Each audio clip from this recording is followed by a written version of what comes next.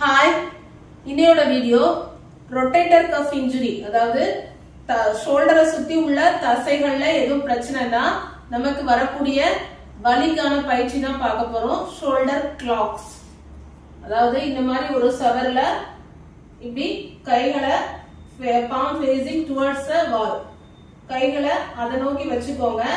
ஒரு இமேஜினரியா ஒரு கிளாக் இருக்கிற மாதிரி, ஒரு கடிகாரம் இருக்கிற மாதிரி நம்ம நினைச்சுக்கிட்டு அதுல உள்ள மணிக்கணக்குக்கு நம்ம ஷோல்டரை மூவ் பண்ணணும். மெதுவா மூவ் பண்ணுங்க. 12 மணி, தென் ஸ்லோவா கீழே வந்துருங்க. அதுக்கப்புறம் 1 o'clock.